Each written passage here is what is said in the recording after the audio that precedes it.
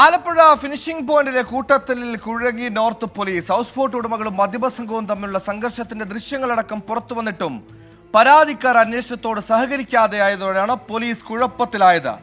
അന്വേഷണത്തെ പോലീസുകാരോട് അടികൊണ്ടവർ പറഞ്ഞത് വിചിത്രമായ കാര്യങ്ങളാണ്.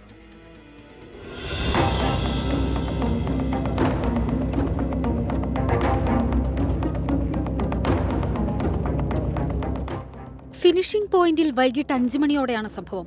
ഒരു സംഘം ചിതറിയോടുന്നതിനൊപ്പം മറ്റൊരു സംഘം വടിയുമായി പിറകെയെത്തി യുവാക്കളെ ആക്രമിക്കുന്നതായിരുന്നു ദൃശ്യം. വീണുകിടന്ന അനീഷ് എന്ന യുവാവിനാണ് അടിയേൽക്കുന്നത്. ഹൗസ് ബോട്ട് ഉടമയായ ഷൈജുവിന്റെ നേതൃത്വത്തിലുള്ള സംഘമാണ് ആക്രമിച്ചതെന്ന് പോലീസ് പറയുന്നു.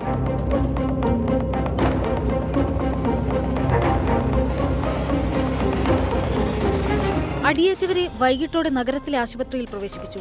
അന്വേഷിച്ചെത്തിയ നോർത്ത് പോലീസിനോട് പൊതിരെ തല്ലുകൊണ്ട് അനീഷ് പറഞ്ഞത് നടന്നുപോകുന്ന വഴിയിൽ തലയിൽ കമ്പി വീണതെന്നാണ്. മുഖത്തിന് പൊട്ടലേറ്റ ആകാശിന്റെ മൊഴിയാണ് അതിനേക്കാൾ കൗതുകം. ബൈക്കിൽ പോകുന്നതിനിടയിൽ തെന്നി വീണതെന്നായിരുന്നു മൊഴി. തുടർന്ന് നോർത്ത് പോലീസ് വിരട്ടിയാണ് അടിച്ചവരുടെ പേര് പറയിപ്പിച്ചത്. അപ്പോഴും പരാതിയില്ലെന്ന് യുവാക്കൾ ആവർത്തിച്ചു. ഉച്ചയ്ക്ക് ഫിനിഷിംഗ് പോയിന്റിൽ ആദ്യമെത്തിയ യുവാക്കൾ അടുത്തുള്ള ബാറിൽ കയറി മദ്യപിച്ച ശേഷം ആദ്യ റൗണ്ട് സംഘർഷം ഹൗസ് ബോട്ട് ജീവനക്കാരുമായി ഉണ്ടാക്കിയിരുന്നു. ഇവരുടെ സുഹൃത്തായ ആകാശ് സിദ്ധാർത്ഥന്റെ നേതൃത്വത്തിലായിരുന്നു പ്രകോപനം.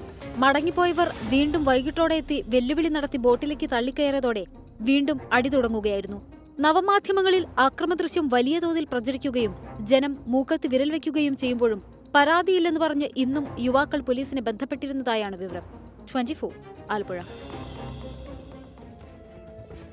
കിണ്ടലടികെട്ടി സിനിമാറ്റിക് വിഷ്വലുകൾ പുറത്തുണ്ടെങ്കിലും കമ്പി തട്ടിയതാണ് വീണതാണ് സാറേ എന്നൊക്കെ പറഞ്ഞ പരാതിക്കാരെ സമ്മതിക്കാതെ വയ്യ. വിധി ദിനത്തിൽ 24 മാജിക് ജൂൺ 4 ചൊവ്വാഴ്ച രാവിലെ 5 മണി മുതൽ 24-ൽ.